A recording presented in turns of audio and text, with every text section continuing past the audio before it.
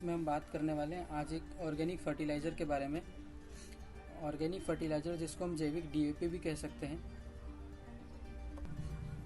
और इस organic fertiliser का व्यापारिक नाम है ताना बाना। सबसे पहले हम बात कर लेते हैं ताना बाना क्या है। ताना बाना जो है फसलों की वृद्धि और उपज के लिए लगने वाले नैनो टेक्नोलॉजी पर आधारित उर्वरक, नाइट्रोजन, फास्फोरस और पोटाश सहित मुख्य सूक्ष्म तत्व एवं अति सूक्ष्म तत्वों का ऐसा मिश्रण है जो फसलों के संपूर्ण भोजन के लिए तुरंत उपलब्ध है। तुरंत एवं सीधे कैसे उपलब्ध है, आगे इस वीडियो में हम बात करने वाले हैं। मित्रों, मुझे ताना बाना का एक स्लोगन याद आ रहा है जो कंपनी ने दिया था। वो इस प्रकार है, जैविक खेती का खजाना, ओसनिक का ताना बाना। जैविक खेती का खजाना, ओसनिक का ताना बाना। जी हाँ भाइयों, यह ओसनिक क्रॉप साइंस लिमिटेड द्वारा बनाया गया एक प्रोडक्ट है और ये अपने स्लोगन पे भली बात ही प्रूव करता है। इसका उपयोग स्वयं मैंने अपने खेत में प्रैक्टिकल करके देखा है। इसका रिजल्ट बहुत ही शानदार है। किसान भाइयों, डीएपी एवं एनपीके जैसे केमिकल फर्टिलाइजर्स की पूर्ति जैविक खाद से करना जैविक खेती में एक बड़ी समस्या थी, जिसे ओसनिक क्रॉप साइंस लिमिटेड ने साइंटिफिक रिसर्च एवं प्रैक्टिकल करके समस्या का समाधान ताना बाना के रूप में निकाला है। ताना बाना जो है एनपीओपे एवं एपिडा द्वारा प्रमाणित एवं सर्टिफाइड प्रोडक्ट है। आइए हम इसके कंटेंट्स की बात कर लेते हैं। ताना बाना में nitrogen 3%, phosphorus 10%, potash 8%, sulphur 5%, calcium 5%, organic carbon 8%, carbon nitrogen ratio 20:1, moisture 10 से 15%, अदर माइक्रो फर्टिलाइजर एलिमेंट्स 5%। ताना बाना में एनपीके के अलावा अन्य सभी प्रकार के माइक्रोन्यूट्रिएंट अवेलेबल है। अब हम ताना बाना की उपयोगिता के बारे में बात कर लेते हैं। यह फसलों के खाने लायक अवस्था में सीधे एवं तुरंत उपलब्ध है। किसान भाइयों, प्रकृति में जो उर्वरक होते हैं वे अन्य तत्वों के साथ अनुबंध अवस्था में होते हैं, जिसे पौधे सीधे ग्रहण नहीं कर सकते।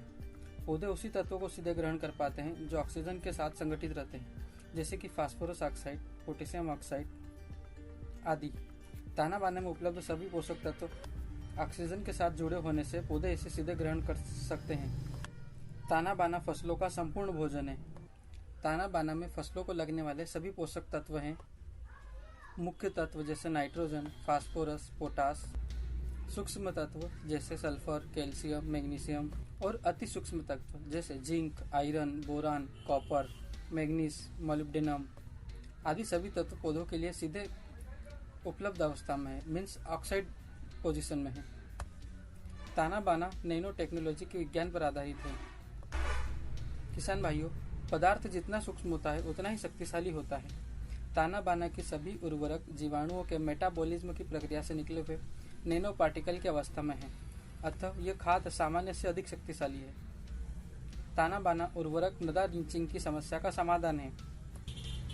रासायनिक उर्वरक डीएपी में नाइट्रोजन 18% और फास्फोरस 46% होता है, जो मिट्टी में घुलते समय कुछ मात्रा में हवा में उड़ जाते हैं और कुछ मात्रा में पानी के साथ मिलकर मिट्टी के नीचे चले जाते हैं।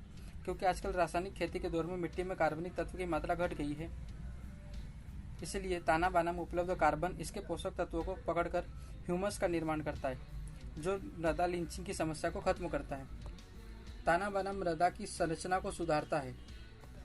आज की रासायनिक खेती के दौर में मिट्टी लगातार सख्त हो रही है। ताना बाना के जैविक कार्बनिक मिट्टी की भौतिक और जैविक संरचना को सुधारकर भुरभुरी और मुलायम बनाता है, जिससे भूमि में सूक्ष्म बैक्टीरिया एवं केंचुआ को बढ़ने के लिए अनुकूल वातावरण मिलता है। ताना बाना सूक्ष्म पोषक तत्वों का प्रचुर संग्रह है। इसमें एनपीके के अलावा सभी पोषक तत्व संग्रहित हैं, जो फसलों के कल्ले निकालना, शाखाओं की विकास करना, विकास की अवस्था में दूध भरना, फूल आने एवं दाना बनाने में मदद करते हैं।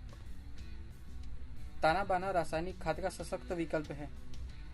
रासायनिक उर्वरकों में जिस प्रकार के पोषक तत्व होते हैं, ठीक उसी प्रकार के जैविक उर्वरक एनपीके ताना बाना में भी उपलब्ध हैं।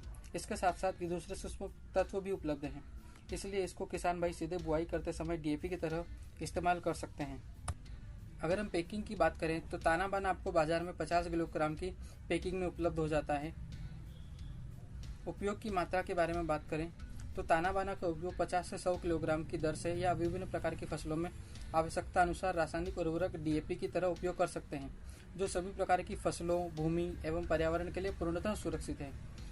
इसका कोई साइड इफेक्ट किसी भी फसल, पर्यावरण या भूमि के लिए नहीं होता है। हमें इसे किन किन फसलों में उपयोग करना चाहिए? तो किसान भाइयों, इसे हम गेहूँ, धान, मक्का, गन्ना, कपास, सोयाबीन, चना, मूंग, मसूर, उड़द, अरहर, केला, आम, अंगूर, सेब, संतरा, अनार, अमरूद, नींबू, टमाटर, मिर्च, लहसुन, प्याज, आलू एवं सभी प्रकार की फसलों में इसका उपयोग कर सकते हैं। इसके खर्च के बारे में बात करें तो ताना बाना मार्केट में 50 किलोग्राम पैक में 1300 से 1350 के आसपास मिल जाता है। यह मार्केट एवं जगह के हिसाब से कम या ज़्यादा भी हो सकता है। किसान भाइयों, ताना बानों को रासायनिक उर्वरक की जगह एक बार अवश्य इस्तेमाल करके देखें। यह रासायनिक डीएपी की तुलना में डबल शक्ति से काम करता है एवं मिट्टी में जल्दी घुल जाता है, जिससे इसका असर जल्दी देखने को मिलता है और इसका असर भी लंबे समय तक रहता है। तो किसान भाइयों, आज हमने इस वीडियो में बात करी ओसनिक क्रॉप साइंस लिमिटेड के ताना बाना प्रोडक्ट के बारे में, जो एक जैविक डीएपी का काम करता है। अगर आपको ये जानकारी अच्छी लगी हो तो वीडियो को लाइक करना न भूलें। आगे और भी ऐसे वीडियो देखने के लिए कृपया चैनल को सब्सक्राइब करें। धन्यवाद।